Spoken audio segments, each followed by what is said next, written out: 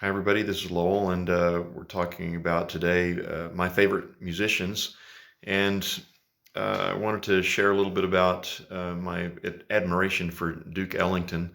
And I'm highlighting the things that really speak to me from his life.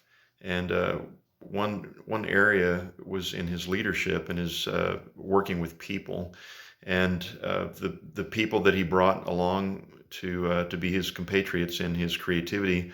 Um, he he really respected them and he honored them as individuals. At that time in history, in jazz history, it was not common for jazz musicians to really want to read music, and Duke, of course, was a composer as well as a pianist. But in order for him to do the kind of creativity and music production that he did, it required for his group to learn how to read music or to be successful in reading music.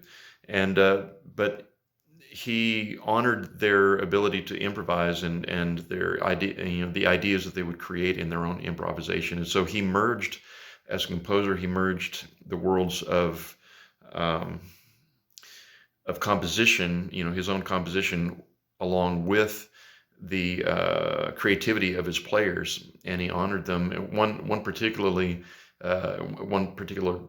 thing that he did that impressed me a lot, that really told me a lot about who he was as a leader, was that he would listen to his individual players uh, and hear the improvisational riffs that they would do in rehearsals, and then he would go home to his room and he would write it down, what he had heard, and he would transcribe those riffs, and then he would take that material and weave them into the compositions. So his work was not only his own work, but he was also incorporating the work of in the creativity of the players that he had. So, as a leader, one of the greatest things you can do is to listen to the people around you, and that taught me that Duke was willing to do that. That he was not wanting to be the big heavy-handed um, demagogue, but he was willing to listen to the creativity of the people around him. The other thing was very unique and interesting in his approach to music making, is that he was looking for individuality.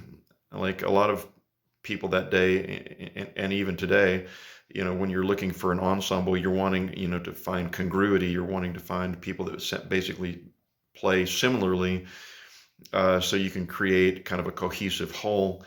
But Duke was looking for something else, and he was looking for uniqueness of tone.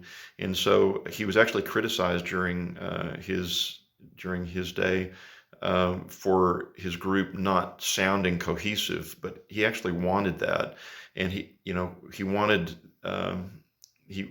one part, the trumpet player, to sound entirely different.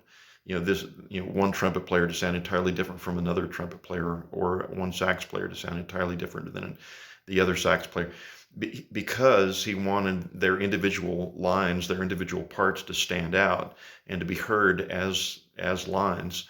And that has always really been something as a composer that I've sought to establish, is the strength and the individuality of the lines themselves. And he did that by finding players that were not sounding like each other, but by finding players that were actually unique in their tone quality, so they would actually stick out from each other, rather than create you know a cohesive sound.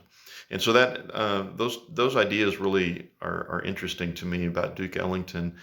And I really appreciate him as a composer, as a leader, and the creativity that he had at that time in history really became foundational to the rest of the development of jazz throughout the 1900s.